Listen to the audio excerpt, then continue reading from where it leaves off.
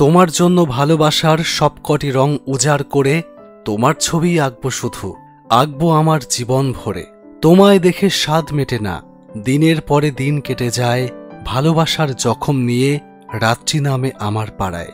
বুকের ভেতর গভীর জখম, কখনো কি তার খবর রাখো?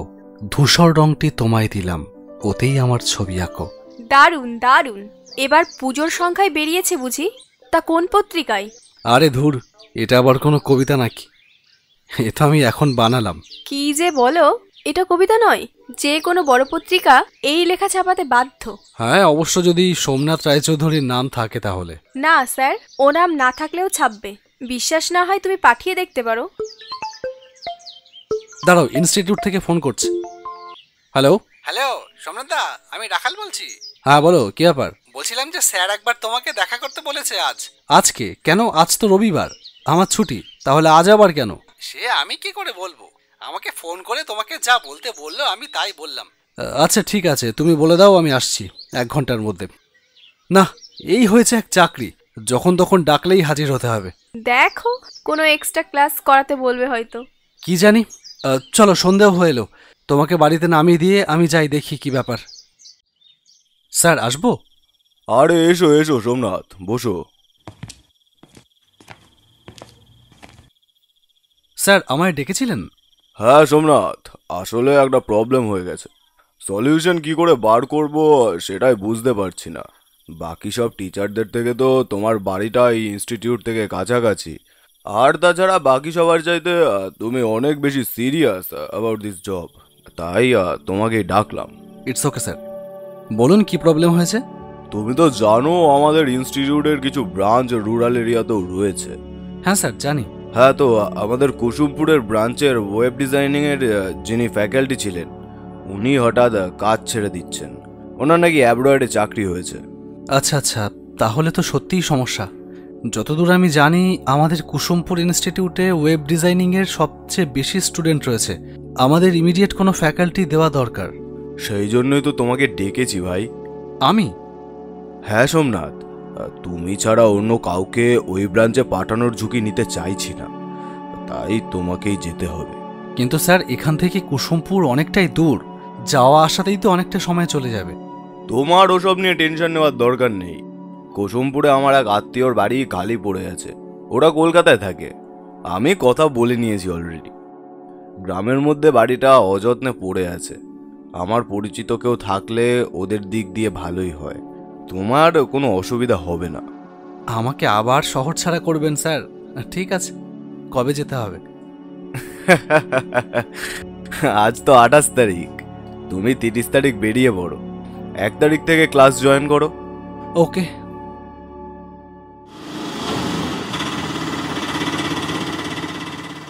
নিন দাদা, নিকুঞ্জ নিবাস এসে গেছে।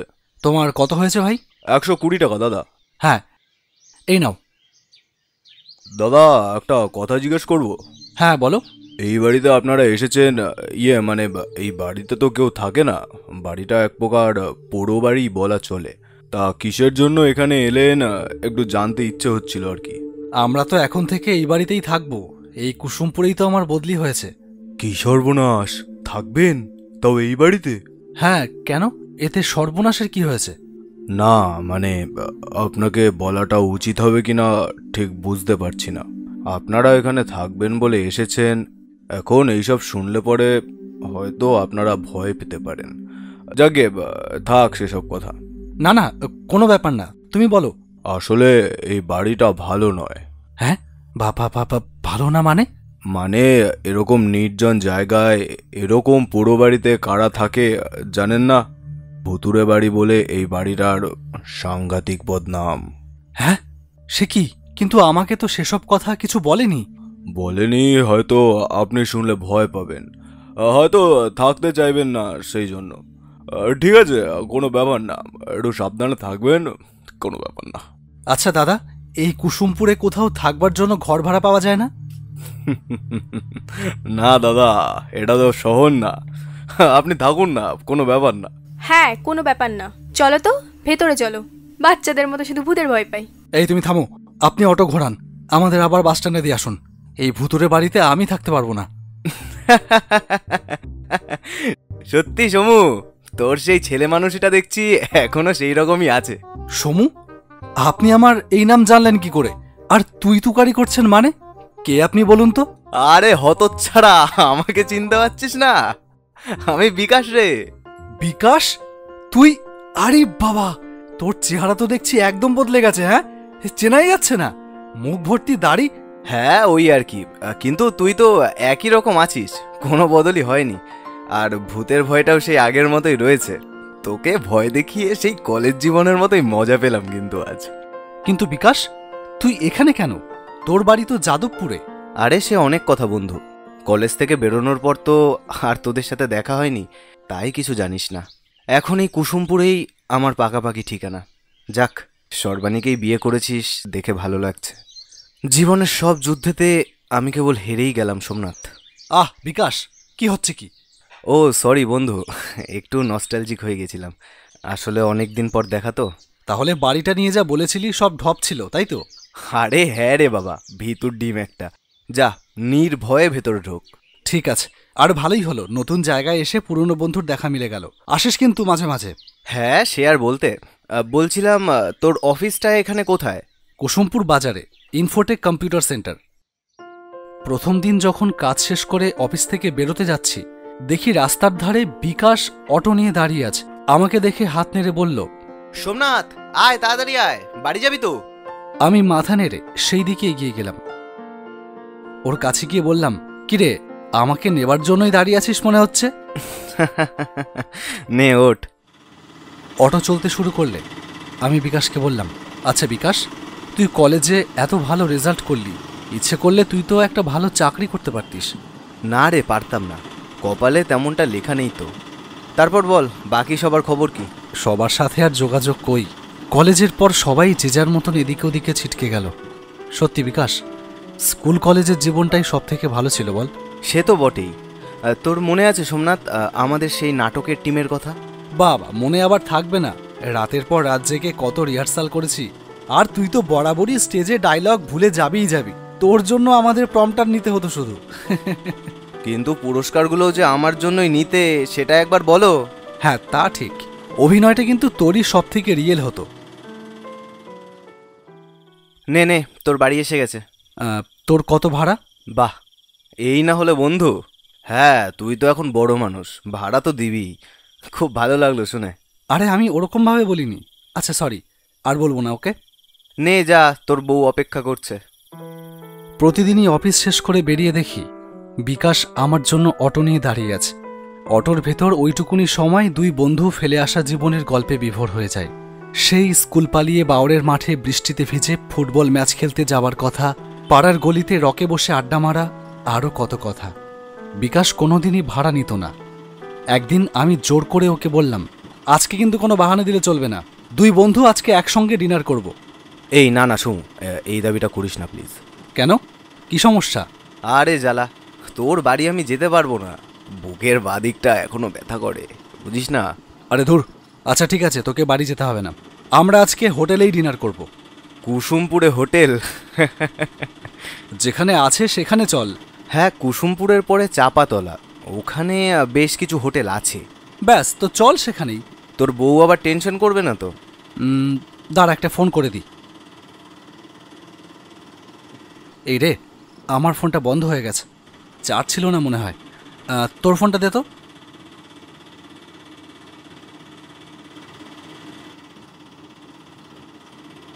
হ্যালো, আমি বলছি। হ্যাঁ বলো, এটা কার নাম্বার? এটা বিকাশের নাম্বার। বলছি আজকে ফিরতে একটু দেরি হবে, আমরা আজকে একটু বাইরে ডিনার করব। তুমি খেয়ে শুয়ে পড়ো, আমি বাড়ি এসে ফোন করলে দরজা খুলে দিও। ঠিক আছে, বেশি দেরি করো না যেন আবার। না না, দেরি হবে না, রাখছি। আর যেহেতু এটা গ্রাম্য এলাকা, সেই জন্য আমাদের এই ব্রাঞ্চের অ্যাডভাইসমেন্ট নিয়ে একটু অন্যরকম কিছু ভাবতে হবে। আচ্ছা সোমনাথ, তোমার তো অ্যাডের বিষয়ে নলেজটা ভালোই, তোমার অপিনিয়নটা একটু জানতে চাই। স্যার, আমার মনে হয় সোমনাথদার ফোনটা কখন থেকে বাজছে। ও দাদা তো মিটিং রুমে। এইভাবে মার্কেটিংটা করলে আমার বিশ্বাস একটা বেটার রেজাল্ট আসবে sir. I am also thinking the same. Okay team, তাহলে সোমনাথের থট প্রসেসটা নিয়ে আমরা আপাতত কাজ শুরু করি। The meeting is over. Oh my god, Sarbani এতবার ফোন করেছে। ড্যামিট, এই নেটওয়ার্কের সমস্যা।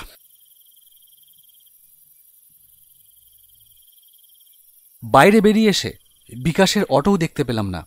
ভাবলাম হয়তো দাঁড়িয়ে থেকে থেকে চলে গেছে। ফোনটা বার করে দেখলাম রাত 11টা। এত রাতে এখানে বাড়ি ফেরার জন্য কিছুই পাওয়া যাবে না। হঠাৎ দেখি পরে শেষে সামনে দাঁড়ালো। জানতাম গাড্ডায় পড়বে। আজ বন্ধু আসেনি তো, চলো উঠে পড়ো, তোমার বাড়ির রাস্তাতেই আমার বাড়ি।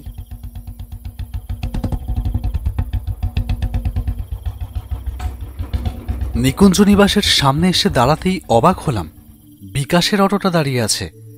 পরেশ বলল, কি ব্যাপার সোমনাথ দা, তোমার বন্ধুর অটো এখানে? উত্তরটা আমার কাছেও নেই। হন হন করে বাড়ির ভেতরে ঢুকলাম।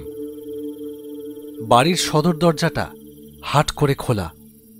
ঘরের ভেতরে ঢুকতেই বিস্ময়ে আমি হতবাক হয়ে গেলাম। ঘরের মেঝেতে রক্তাক্ত হয়ে পড়ে আছে সর্বাণী, আর তার পাশে রক্তমাখা ছুরি হাতে দাঁড়িয়ে আছে আমার বন্ধু। না না, বন্ধু না, বন্ধুর মুখোশ পরা একটা শয়তান। আমি বিস্ময়ের মোড়ক ভেঙে গর্জে উঠলাম, বিকাশ, তুই, তোকে আমি ছাড়বো না। না সোমনাথ, আমার কথাটা শোন। আমাকে আমাকে ভুল বুঝিস না সোমনাথ। বিকাশের হাত থেকে ছুরিটা খসে পড়ে গেল মেঝেতে।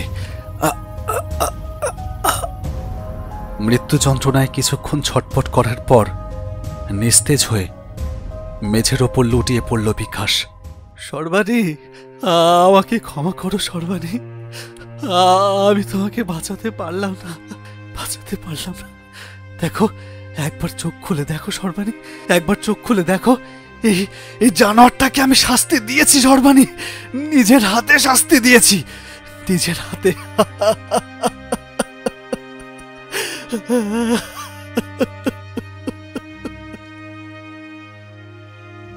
নির্জন রাতে দুটো মৃতদেহ নিকুঞ্জ নিবাসের পেছনের বাঁশবাগানে পুঁতে দিলাম গোপনে।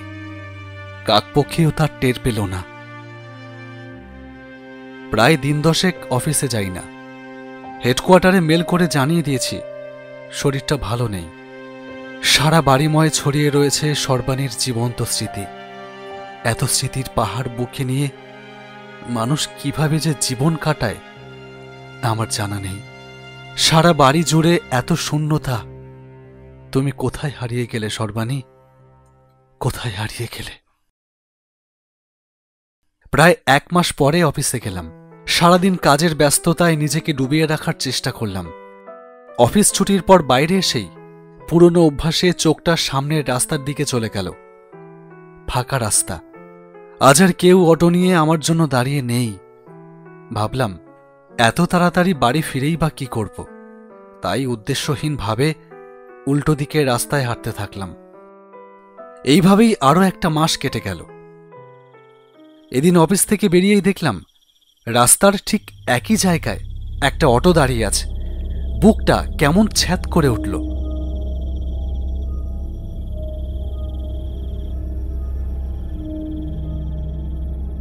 নিকুঞ্জ নিবাস যাব, যাবেন? হ্যাঁ, উঠুন। অটো চলতে শুরু করবার কিছুক্ষণ পরেই খেয়াল করলাম এটা অন্য রাস্তা। এ কি, কোথায় যাচ্ছ? এদিকে না তো। লোকটা কোনো উত্তর দিল না। আমি আবার বললাম, অটো থামাও, আমি নামবো। হঠাৎ রাস্তা থেকে জঙ্গলের পথে নেমে গেল অটো। আমি ভয়ে আবারও চেঁচিয়ে উঠলাম, দাঁড়াও, দাঁড়াও বলছি। কে তুমি? আমাকে কোথায় নিয়ে যাচ্ছ? এইবারে অটোটা দাঁড়ালো।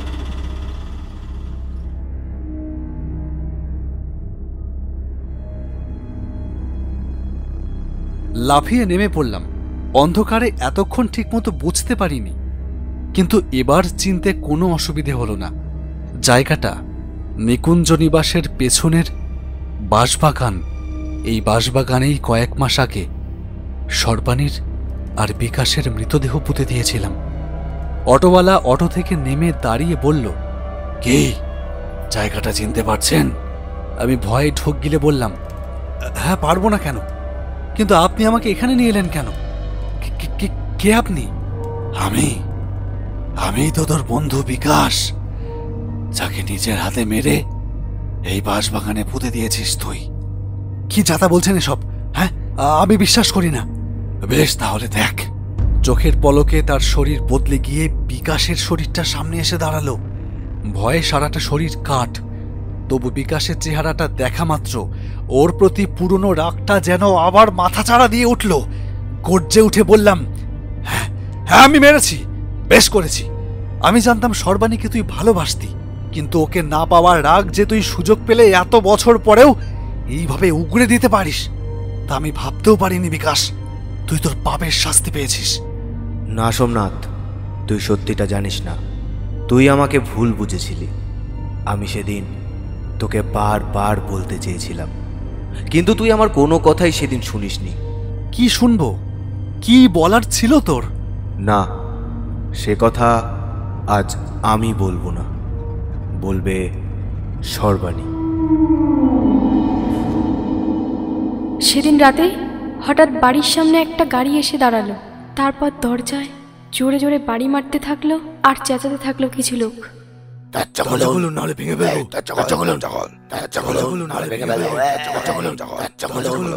আমি ভয়ে কতবার ফোন করলাম তোমাকে সেই সময়, তুমি ফোনটা ধরলে না। তারপর উপায় না পেয়ে দিশেহারা হয়ে বিকাশকে ফোন করলাম। হ্যালো হ্যালো, কে? বিকাশ, আমি সর্বাণী বলছি। সর্বাণী, তোমার গলা এরকম শোনাচ্ছে কেন? কি হয়েছে? বিকাশ, আমার বড় বিপদ। কারা যেন বাড়ির দরজা ধাক্কাচ্ছে, দরজা ভেঙে ঘরে ঢুকবে বলছে। আমার খুব ভয় করছে বিকাশ, আমাকে বাঁচাও। আমি এক্ষুনি আসছি সর্বাণী। আমার জীবন থাকতে আমি তোমার কোনো ক্ষতি হতে দেব না। এরই মধ্যে দরজা ভেঙে ওরা ঘরে ঢুকে পড়ল। তারপর আমার শরীরটাকে ছিন্ন ভিন্ন করে আমাকে খুন করে পালিয়ে গেল। ঠিক তার একটু পরেই বিকাশ এলো। সর্বাণী, এ কি হয়ে গেল সর্বাণী? ঈশ্বর, আমি পারলাম না। না না, তোমার কিচ্ছু হবে না।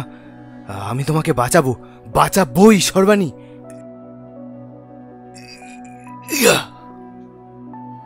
ঠিক এই সময় তুমি ঘরে এসে ঢুকলে। তারপর বাকি সবটাই তো তোমার জানা। বিকাশ, এ আমি কি করলাম? তুই তুই আমায় শাস্তি দে, আমায় শাস্তি দে বন্ধু, তুই আমায় শাস্তি দে। না সোমনাথ, তোর জায়গায় আমি থাকলে আমিও হয়তো এই একই কাজই করতাম।